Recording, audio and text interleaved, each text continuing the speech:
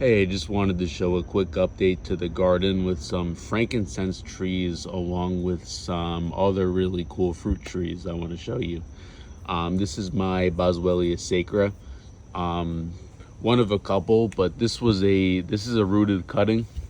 And when I got it, it was just this little stick. I'm not really sure how old the mother tree was, but it's done pretty fantastic. And I've just moved it into a spot that's gonna get better sunlight. This is my papyrifera crossed with sacra. And this one, along with my Nana Serrata hybrids, has to be my favorite hybrid. This is the second one right here. I love the leaf shape. It's incredibly hardy. If we could get down to that trunk,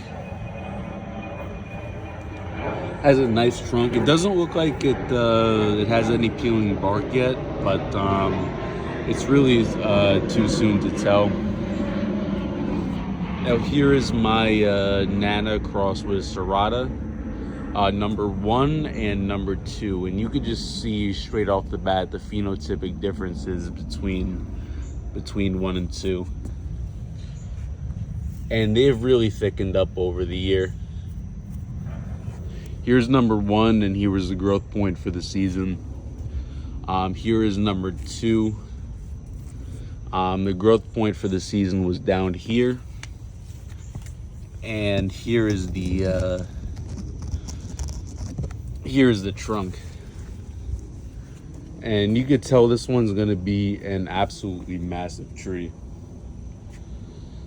Now, in terms of Boswellia, that is it for the video, but I wanted to show off a couple other plants. So I just put this pomegranate into the ground, and it seems to be flourishing pretty well. I forget exactly which variety this is, but I believe it's an Afghani black pomegranate. Pomegranates are one of my favorite fruits. And yeah, I just put this into the ground. Luckily, it didn't go through too much transplant shock. So, I'm hoping in the next season or two it bears fruit, because it was flowering like crazy. These big, beautiful red flowers, but nothing really took. I also have a lemon tree. Yes, you can grow citrus in New York. And these have been fruiting for quite some time. I know they're typically supposed to flower in spring, but mine started flowering around November, December. And they're not quite ready for harvest yet, but they're coming along. They've taken a while, but they've got some serious weight on them. Here's number 2. This is the most yellow one that I've got right here. So I've got 1, 2, 3, 4, 5. And back here, there's a 6th one. And what I really should have done is taken off the fruit and let it grow. Because when I bought this last year, it was maybe one little trunk like this big. It grew like it grew like crazy for a few months. Between August to November, it was in a spot that was getting full sunlight, 12 hours of sunlight a day. It was growing like crazy. It hasn't grown much since I let it fruit. And I know you're supposed to cut off the flowers initially to let the tree grow a little bit, but I kind of wanted to let these go. And the citrus flowers are some of the best smelling things you'll ever smell in your life. If you have it like indoors like I did over the winter, your entire room just smells amazing. I've also got this little mango tree down here. And yes, I am in New York, Zone 7B. Don't ask why 90% of my garden are plants that don't survive here, but this is a mango tree. It's a dwarf variety, so I could try to keep it small. I believe it's dwarf Hawaiian. I've got a tangerine tree. This is a honey tangerine, I believe. And he's grown a lot. When I got him, he was about this big, about this tall, and he was really cramped in his old container. I put him in here the other day, and he's starting to really take off. Citrus is probably my favorite fruit, next to pomegranates. So, of course, I had to have a whole garden full of them. And I actually have a couple of Satsuma mandarins and different things that I grew from seed. And I do know that they're not true to seed, but I like growing things from seed, so I figured I'd give it a chance. Here's another one. Here's another one over there.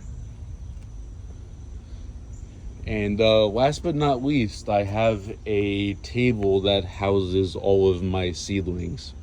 Now, a good amount of these seedlings were put inside as weather's dropping, but I wanted to give you some examples.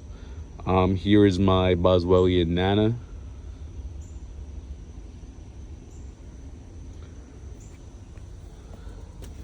These are Camophora.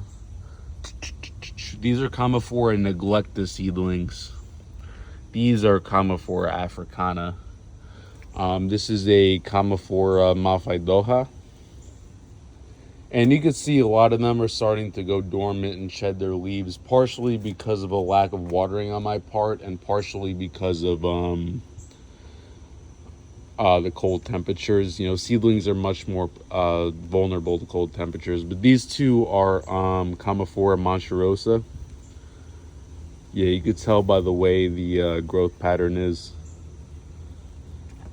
I also have another Camophora monsterosa down here.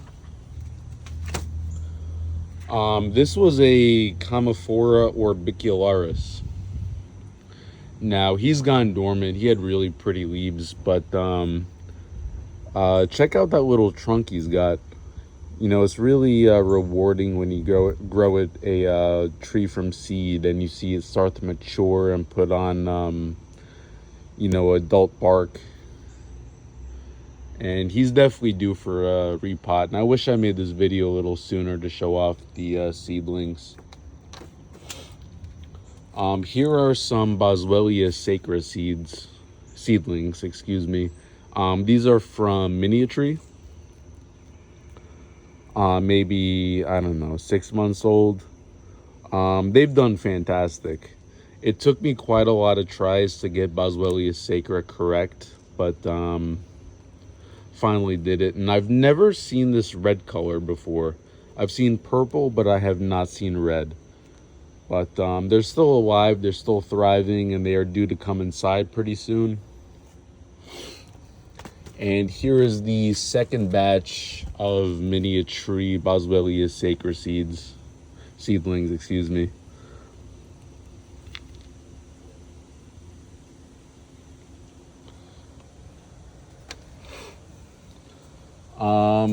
One last thing, I also have some Boswellia socotrana seedlings.